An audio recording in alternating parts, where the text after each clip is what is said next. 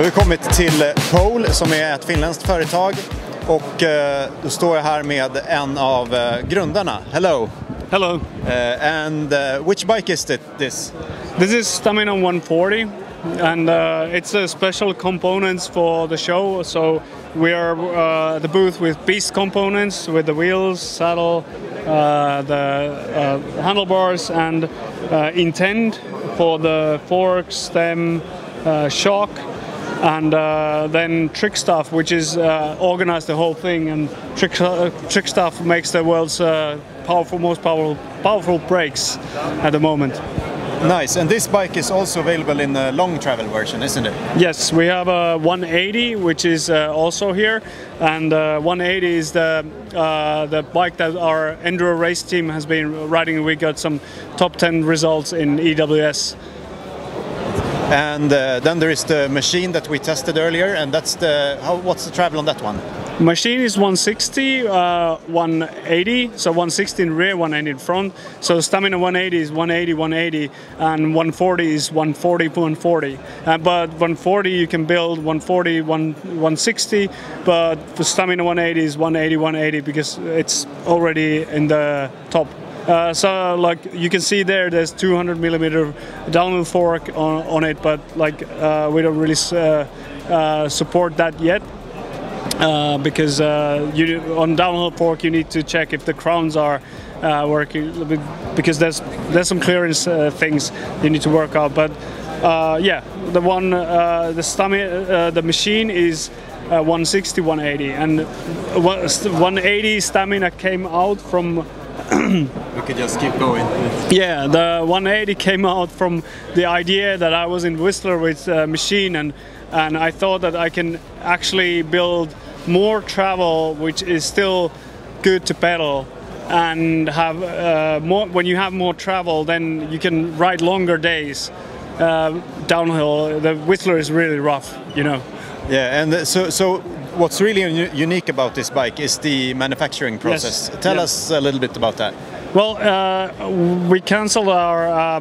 We had a carbon fiber frame project, and we cancelled that due to ethical reasons.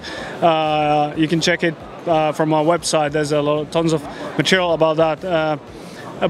But then I left with nothing. Like I didn't have a plan what to do next, and I started to think about how we're going to build our bikes, because we need something more high end, because our geometry was ahead of its time. Now many companies are getting there little by little, but we needed something what is different, and I started to search new ways of building a bike, and it became out of a joke, kind of.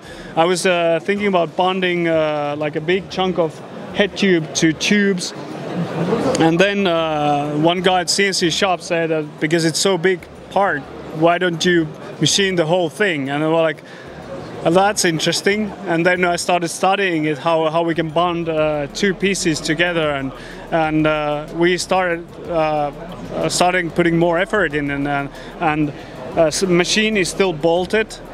Yeah, and this one doesn't have any bolts anymore. So, and it's even better like this. We found it's for us it's faster to build, and we also applied some patents on it as well.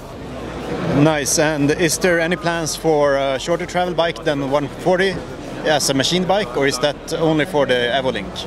Well, 140 is well, this is like a longer conversation, because well, I do most of my riding with 180, all my cross-country rides as well, because it's just well, in where I live, it's really technical. There's chunks of rock everywhere, a lot of roots.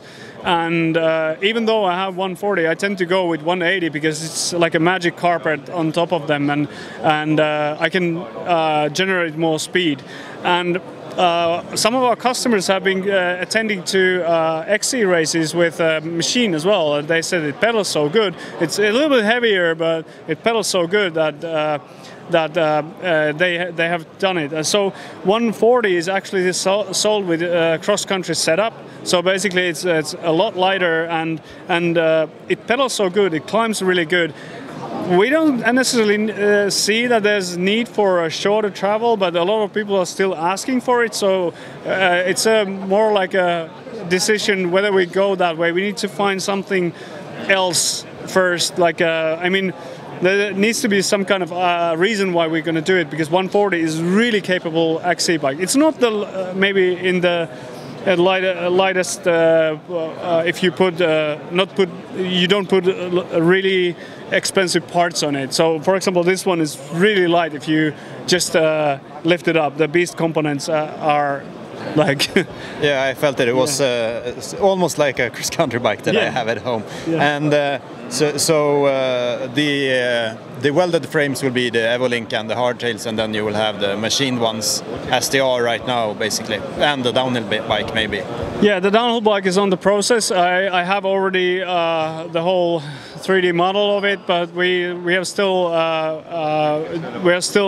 focusing on the stamina production. A lot of people are still waiting on their frames, so I haven't put it into the production yet. So next year is the time for that. Also, e-bike is coming as well. I hope that's next year as well, and that's going to be interesting. Yeah, very nice talking to you, and it sounds very exciting with the new bikes, and hopefully we'll get to test also the stamina as we did with the machine in the future. Thanks. Yeah, thank you.